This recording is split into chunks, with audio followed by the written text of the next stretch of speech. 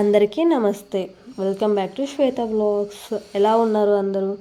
వినాయక చవితి పండుగ వస్తుంది కదా. వినాయకుడికి ఎంతో ఇష్టమైన బియ్యపు పిండితో మోదకాలు ఎలా తయారు చేసుకోవాలో మనం ఈ వీడియోలో తెలుసుకుందాం రండి. ముందుగా ప్యాన్ పెట్టి ప్యాన్లో 2 స్పూన్స్ నువ్వులు వేసుకొని లైట్ గోల్డెన్ షేడ్ వచ్చేదాకా వేయించుకొని పక్కకు తీసుకోవాలి. ముందుగా కొబ్బరి తీసుకొని కొబ్బరిని సన్న ముక్కలుగా కట్ చేసుకొని మిక్సీ వేసుకోవాలండి. పేస్ట్లా వేసుకోకూడదని డ్రైగా ఉండాలండి. తర్వాత లేదా గ్రేట్ చేసుకోవచ్చు, మనకు ఎలా వీలుగా ఉంటే అలా చేసుకోవచ్చు.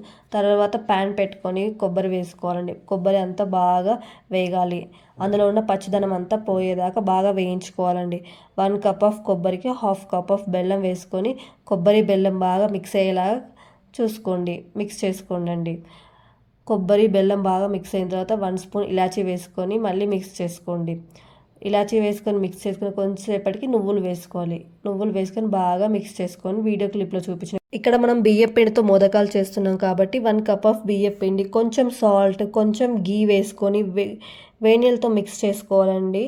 బాగా పిండిని మనం ఇట్లా మెత్తగా చేసుకోవాలండి. మరి గట్టిగా చపాతీ ముద్దలా కాకుండా కొంచెం మెత్తగా చేసుకొని 10 నిమిషాలు రెస్ట్.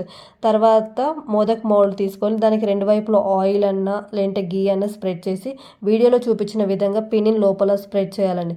తర్వాత మనం ముందుగా తయారు చేసుకున్న కొబ్బరి బెల్లం అది లోపల బాల్ పెట్టేసుకొని క్లోజ్ చేసేసుకుంటే మోదకాలు రెడీ అవుతాయండి. ఈ మోదకాలని మనం ఆవిరికి ఉడకపెట్టుకోవాలండి. కింద ఒక ప్యాన్, ఇడ్లీ పాత్ర ఇంకేదైనా తీసుకొని వాటర్ పోసుకొని పైన ఇలా ఉడకపెట్టుకునేది ఆవిరికి ఉడకపెట్టుకుంటే బియ్యం పిండిలో ఇంకేదైనా పచ్చిదనం ఇంకేదైనా ఉంటే మొత్తం పోతుంది కాబట్టి ఆవిరికి ఉడకపెట్టుకుంటారండి.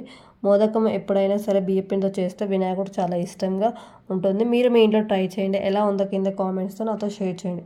If you like my video, share, like and subscribe to my channel.